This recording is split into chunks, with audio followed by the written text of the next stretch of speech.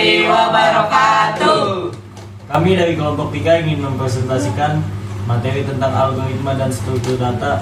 Namun sebelum kami mempresentasikan materi tersebut, kami akan memperkenalkan anggota kelompok kami. Yang pertama saya sendiri, yaitu Abdul Rosid dengan NPM 09-2024-090303. Dengan saya, Yuda Ridwan dengan NPM 09-2024-09-0035. Dengan saya, Deviani Trinita dengan NPM 09-2024-09-0019. Dengan saya Rifat Dia Ulail dengan NPM 09-2024-09-0441. Dan saya terakhir, nama saya Rizky Ardiansyah dengan NPM 09-2024-09-0347. Dan saya akan menjelaskan tentang algoritma. Algoritma adalah urutan langkah-langkah yang dilakukan secara bertahap dan berurutan. Dalam membuat algoritma, Anda perlu mendefinisikan masukan input dan keluaran output. Dan ini ada beberapa contoh-contoh dari algoritma. Yang pertama ada algoritma memasak air. Dan lalu ada membuat kopi dengan takaran sendiri. Lalu ada memasak nasi. Lalu membuat jus alpukat. Dan yang terakhir adalah cara kerja mesin ATM. Dan selanjutnya akan dijelaskan oleh saudara Rifat. Oke, jadi di sini kita ada flowchart untuk menginput nilai mahasiswa. Kita pertama di sini ada mulai, lalu masuk ke proses input nama mahasiswa dan nilai. Lalu ke proses selanjutnya di sini ada if else, dan if jika nilai mahasiswa lebih dari 70 maka keterangannya lulus, dan else-nya jika nilai mahasiswa kurang dari 70 maka keterangannya adalah tidak lulus. Lalu selanjutnya dari proses ini keluarnya adalah output berupa tampilan nama, nilai, dan keterangan apakah lulus atau tidaknya. Di sini variabelnya ada nilai, nama mahasiswa, dan keterangan. Lalu untuk konstantanya adalah 70 di dalam if else.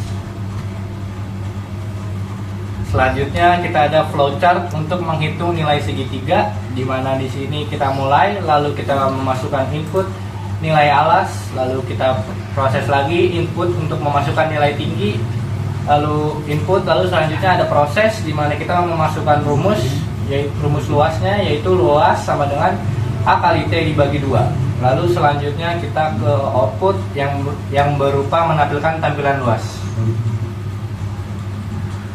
Lalu untuk variabelnya di sini ada alas, tinggi, dan luas. Lalu konstantanya ada 2 di dalam rumus luas A kali T bagi 2. Lalu di sini ada pseudocode-nya. Pertama ada include IOStream, lalu ada using namespace, lalu kita di sini memasukkan tipe datanya yaitu integer. Lalu kita memasukkan input nilai alas dan tinggi, lalu di sini ada code, nilai masukkan nilai alas, lalu ada code lagi memasukkan nilai tinggi.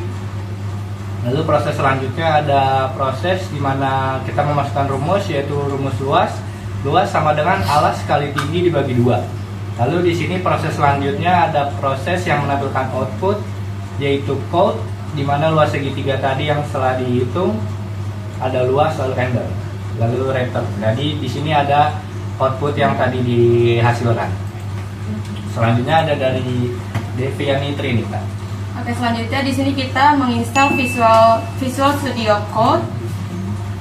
Lalu kita membuat program dengan perintah mengubah nama kelompok. Di sini ada Rifat Dia Ulail, Rizky Ardiansyah, Deviani Trinita, Abdul Rosid, sama yang terakhir ada Yuda Ridwan. Di sini saya akan jelaskan codingannya. Di sini ada include IOStream, mengimport pustaka IOStream, lalu menggunakan tipe data integer sebagai fungsi utamanya. Lalu ada std code. Saya Rifat Dia Ulail dari kelompok 3 std ENGL yang menampilkan hasil outputnya sebagai berikut yang ada di gambar. Selanjutnya saya akan menjelaskan tentang penjelasan variabel dan konstanta. Variabel adalah suatu faktor atau aspek yang dapat diukur, diamati, atau dimanipulasi dalam penelitian. Variabel dapat berupa sifat, atribut, atau nilai dari objek, orang, atau kegiatan yang memiliki variasi tertentu. dan konstanta adalah bilangan yang nilainya tetap dan tidak berubah serta tidak bergantung pada variabel. Selanjutnya, di sini ada penerapan variabel dan konstanta dalam C++. Dalam artian, variabel dalam C++ adalah nama lokasi yang digunakan untuk menyimpan data tertentu dalam program. Variabel dapat ditulis ulang kapan saja selama program dijalankan. Selanjutnya, konstanta dalam pemrograman C++ adalah nilai yang tidak dapat diubah selama program dijalankan. Konstanta dapat berupa bilangan desimal, oktal, atau heksadesimal.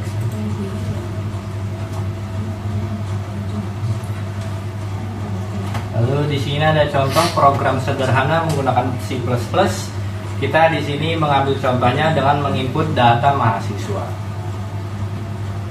Untuk di sini kita ada memasukkan namanya yaitu Yuda Ridwan, lalu kita memasukkan NIM yaitu 09/2024/09/0443. Lalu kita memasukkan jurusan yaitu Teknik Informatika, lalu kita memasukkan tanggal lahir berupa 07 bulan 10 2024. Lalu di sini ada keluar outputnya yang sesuai dengan yang kita input tadi. Ada nama yaitu Yuda Ridwan, ada NIM-nya 09/2024/09/0443. Lalu ada jurusannya sesuai juga yang tadi kita masukkan, ada Teknik Informatika yaitu tanggal, dan selanjutnya ada tanggal lahir yaitu 07 bulan 10 2024. Untuk di sini kita ada variabelnya, ada nama, NIM, jurusan, dan tanggal lahir. Untuk konstantanya di sini karena di sini tidak ada konstantanya. Di sini lanjut language programming procedure. Di tugas 1 kita diinstruksikan untuk membaca modul yaitu pengenalan model data bahasa C++. Di tugas 2 ada untuk menginstal kode blocks. Nah, di tugas 2 ini kita disuruh membuat program, yaitu program pada halaman 3, di mana programnya itu membuat I love C++. Di sini kita ada Rizky Ardiansyah, Deviani Trinita, Yuda Ridwan, Rifat Dia Ulail, Abdul Rashid.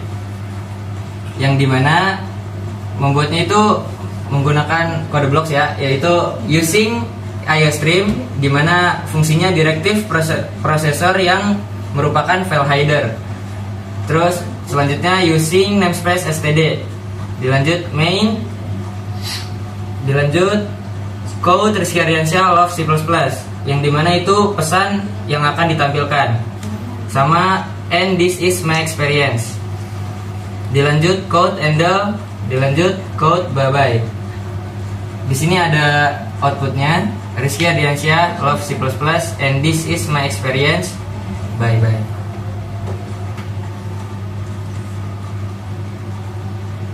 Lanjut, di sini juga ada membuat program pada halaman 7. Di sini ada Deviani Trinita, Rifat Dia Ulail, Yuda Ridwan, Rizky Ardiansyah, Abdul Rashid. Yang dimana di sini itu mengganti tulisan jadi total buku saya menjadi total buku nama adalah. Di sini ada codingannya, yaitu include IOStream using namespace std main int buku underscore 1, yaitu perintah untuk pendeklarasian variabel. Dilanjut int total buku underscore 2, yang dimana itu pendeklarasian variabel juga. Dilanjut bawahnya buku underscore 1 sama dengan 6, itu adalah assignment atau penugasan variabel. Dilanjut cout buku pertama berjumlah. Dilanjut code buku underscore 1. Dilanjut code handle. Di bawahnya buku underscore 2 sama dengan 5, itu adalah segmen juga, penugasan variabel. Dilanjut code buku kedua berjumlah. Dilanjut buku underscore 2 handle. Nah, untuk kelanjutannya itu ada total sama dengan buku underscore 1 ditambah buku underscore 2, yang dimana itu juga penugasan variabel. Bawahnya jadi total buku Deviani adalah total handle, yang dimana outputnya buku pertama berjumlah 6, buku 1 berjumlah 6, buku kedua berjumlah 5, buku underscore 2 sama dengan 5. Jadi total buku Deviani adalah output dari total sama dengan buku underscore 1 ditambah underscore 2. Di sini juga ada membuat program lagi pada halaman 9, yaitu mengganti tulisan luas persegi dengan panjang sisi nama adalah. Yang dimana di sini juga udah mengerjakan semua. Rizky Ardiansyah, Deviani Trinita Yuda Ridwan, Rifat Diaulail, Abdul Rashid. Yang dimana program itu adalah include IOStream using namespace std integer main, integer sisi, luas, dilanjut sama code, masukkan panjang sisi, sin sisi. Bawahnya luas sama dengan sisi dikali sisi. Perintahnya luas persegi dengan panjang sisi Rizky Ardiansyah, sisi adalah luas. Code handle return 0. Yang dimana outputnya itu masukkan panjang sisi. Di sini masukkan 15. Dia keluar langsung luas persegi dengan panjang sisi Rizky Ardiansyah 15 adalah 225. Yang dimana 225 itu dari luas sama dengan sisi dikali sisi. Nah, di sini dilanjut ada kesimpulannya. Kesimpulan fungsi flowchart pada pemrograman adalah untuk menggambarkan alur kerja program dengan jelas dan mudah dipahami. Flowchart juga memiliki fungsi lain seperti merencanakan proses, menganalisis algoritma, memudahkan komunikasi, memperbaiki kesalahan, dan mendokumentasikan file. Lebih jelasnya, sebelum mengerjakan sebuah program, sebaiknya itu membuat algoritma atau pseudocode terlebih dahulu, yang dimana untuk memudahkan kita dalam mengerjakan sebuah program. Di sini ada dokumentasi kita semua dalam mengerjakan tugas.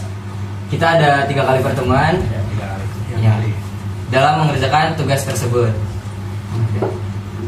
Oke, sekian itu saja yang dapat kelompok kami sampaikan. Kurang lebihnya mohon maaf. Wassalamualaikum warahmatullahi wabarakatuh. Waalaikumsalam.